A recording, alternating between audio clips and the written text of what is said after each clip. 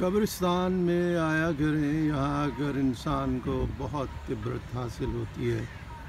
وہ دیکھتا ہے کہ کل جو لوگ صاحب اختیار تھے، جن کا روب دبدبا تھا، وہ آج زیر زمین ہے اور اپنے لیے کچھ کر نہیں پاتے۔ وہاں ان کا نہ روب چلتا ہے نہ دبدبا چلتا ہے۔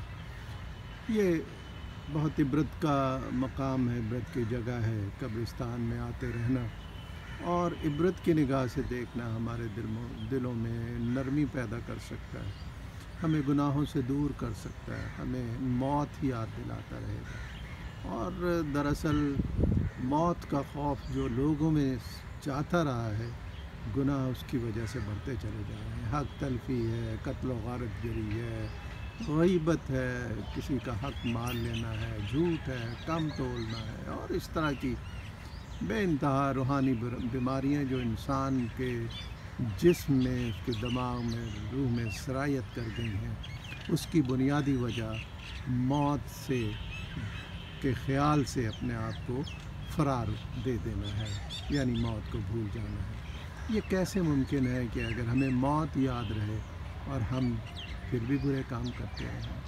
دیکھیے، جب ہم قبروں پہ آتے ہیں تو مردے خوش ہوتے ہیں کہ ان سے کوئی ملنے آیا ہے، دعا کرنے آیا ہے۔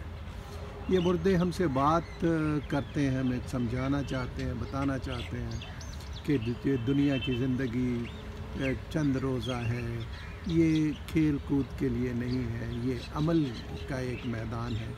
یہاں اچھے اچھے نیک اعمال اور کام کرنے چاہیے جو آگے جا کر کام آ سکیں۔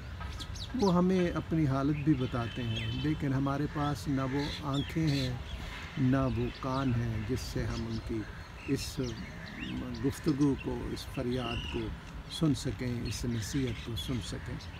تو میں کہنا یہ چاہتا ہوں کہ ہمیں موت کو یاد رکھنا چاہیے تاکہ ہم اچھے اعمال کر سکیں۔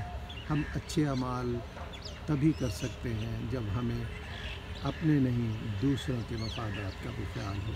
دوسروں کا ہم زیادہ سے زیادہ خیال رکھیں تو یقیناً ہم نیکی کی طرف مائل ہوتے چلے جائیں گے، ورنہ گناہ ہے کہ وہ ہم پر حاوی ہوتے چلے جائیں گے۔ تو لہٰذا اس کی کوشش کرنی چاہیے، قبرستان کا دورہ کرنا چاہیے، ماں باپ کی قبروں پر آئیں، وہاں دعا کریں، وہ سنتے ہیں، اور کچھ دیر وہاں بیٹھا کریں۔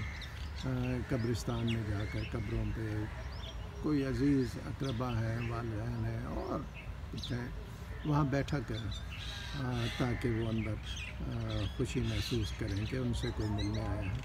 کہتے یہ ہیں کہ جب انسان قبرستان سے روانہ ہوتا ہے قبر سے، تو مردے کہتے ہیں کہ ابھی نہ جاؤ، ٹھہر جاؤ، ان کو جانے سے وحشت ہوتی۔